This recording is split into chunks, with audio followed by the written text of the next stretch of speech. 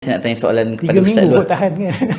Saya tanya soalan pasal Allahu Akbar ni. Ya. Kalau saya yang dari bukan background agama ni, saya belajar yang Allahu Akbar, Allah Maha Besar. Bila dah jadi banyak isu ni, tadi Ustaz guna Allah the greatest kan. So salah ke penggunaan bahasa kita, perlu ditukarkan ke macam mana? Allah Maha Besar. Kita memang diajar dari kecil Maha Besar. Kita memang kadang imagine tak? Besar ke? Besar macam mana? Dia sebenarnya orang Melayu ni kita nak kena rapatkan balik dengan sastra, dengan bahasa-bahasa tinggi. Sebenarnya perkataan besar tak ada masalah, dan perkataan tinggi pun tak ada masalah, perkataan atas pun tak ada masalah. Tapi apabila kita jauh daripada literature, jauh daripada kesusastraan, jauh daripada pantun, jauh daripada sajak, kita akan jadi literalist, kita akan jadi zahiri. Sebab perkataan besar, kita sebut je dia ni orang besar. Kita guna pun sebenarnya, kita guna besar hati saya kan. Awak orang besar, saya orang kecil. Kadang dia lagi kecil daripada kita kan, tapi kita kata dia orang besar. Kita faham je. Tapi kenapa bila masuk bab Allah ni, kita nak faham literal? Itu problem dia. So Allah Subhanahu Wa Taala Hu Akbar itu, dia bukan seperti yang kita faham lah. Dia bukan besar kejisiman, tapi kita kata sebagai kebesaran. Bila sebut sebagai kebesaran tu maksud dia apa? Kebesaran diraja contoh kan. Itu masuk kebesaran. Sebab manusia bila kita lahir, benda yang kita akan suka secara automatik adalah benda-benda yang besar, betul? Yang kita akan takut benda-benda yang tinggi, kan, yang lebih tinggi daripada kita, kan. Tinggi dan besar ni automatically dapat kemuliaan setiap kita kecil. Kita tak suka benda-benda kecil, kita suka benda-benda besar. Kita tak suka benda-benda pendek, kita suka benda-benda tinggi. Mana ada budak yang, saya nak jadi pendek lah. Tak ada. Automatic dia nak jadi besar. Dia nak bigger, dia nak taller than everyone else. Why? Kenapa? Itu fitrah, betul tak? Tapi itu kefahaman budak.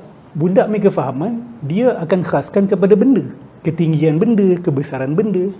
Tapi as you grow up, you know that there are other high things. Tapi bukan jisim. Ketinggian tu tidak terhad kepada jisim. Kebesaran itu juga tidak terhad kepada jisim. So kita mula berfikir abstrak. Kan bila manusia membesar, dia faham abstraction. Budak-budak tak faham abstrak.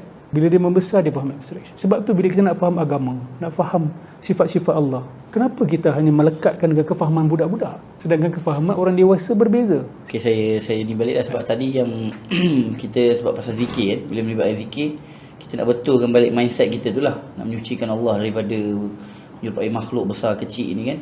Saya faham macam tu lah setelah saya duduk kat sini. Kalau saya sebelumnya, walaupun saya tak mengaku pada orang, saya tak pernah mengaku pada siapa-siapa saya nampak Allah tu besar macam cerita Marvel ke apa, saya tak pernah imagine, saya tak pernah cakap, saya tak pernah mengaku macam tu. Tapi hakikatnya diri saya dulu memang bila orang sebut Allahu Akbar, Allah Maha Besar, memang imagine besar. Imagination lah. Saya tak tahu orang lain macam mana.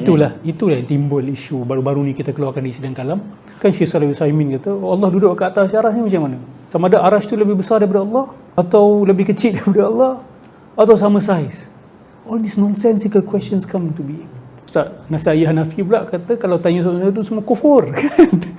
Tapi Syekh Saleh Utsaimin tanya soalan-soalan macam tu. Dan dia kata boleh je tanya soalan tu. Tapi bagi kami tu dah jauh menyimpang dah. Kan? Dia dah start fikir Allah ni ada saiz, Allah ni duduk betul punya duduk kat macam kat kursi. Kan? Sebab bila duduk istawa 'alal arsh, dari segi bahasa literal, mestilah arsh tu lebih besar daripada yang duduk kat atas dia. Kalau nak pakai logik sangat. Kalau nak pakai macam tu.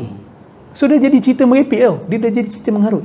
Sebab tu kami sangat berusaha sedaya upaya untuk tarik kawan-kawan kita ni yang duk pergi ke arah tu, yang ithbat secara melampau ni, untuk jelaskan kepada mereka ini bukan kefahaman salaf. Salaf tidak faham macam tu. Salaf mungkin tafwid saja. Kata kami percaya, kami beriman, kami tak tahu apa makna dia. Dah, kelas. Tapi you pergi ithbat, you kata dia secara literal, lepas tu you siap berbual pasal saiz pula.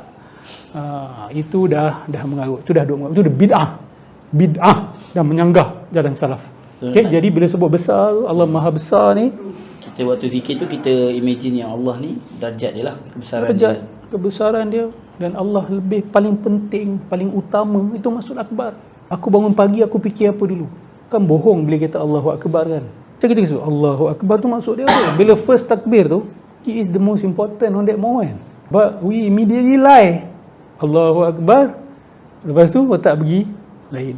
Macam kita kata kepada kekasih kita, you are the most important person in my life. Ada call dia, kejap kasi saya berbual. Itu bohong directly kan. If I am the most important person in your life, you will switch off your phone. Betul tak? Sama juga solat. Allahu Akbar. What does it mean? You are the most important. You are the greatest. Immediately ni je otak pergi mana-mana. Jelajah sadu dunia. Dia akan pergi. Sebab tu Allah Akbar kena sebut every movement. Why? Remind back. Pull it back. Pull it back. Pull it back. Kan? So every time Allah, okay, stop it. You are the most important now. Nothing is more important than you. Even my work, my family, nothing. My health is not akbar. You akbar. You akbar. You akbar. Allahu akbar. Allah. Itu nak didik nafsu susah ni, nak kena ganyang ni. Kena sekek kepala dia. Allahu akbar. Bukan kau. Allah. Allah. Allahu akbar. Allahu akbar. Tapi nafsu kita nak jadi paling penting. Look at me dengan mata dia bulat yang bersinar-sinar tu. Look at me, kan? I'm your most important thing in life, kan? Macam Puss in Boots, kan? Dia akan buat macam tu. Dia betul-betul macam baby. Nafsu ni dia macam baby. Dia minta. Baby macam tu, kan? Kita ada baby dalam diri kita yang duk minta dan nak jadi yang paling penting. Tapi kita kena beritahu, not you akbar, Allah akbar, Allahu akbar, Allahu akbar. So beza kan kefahaman dia, kan?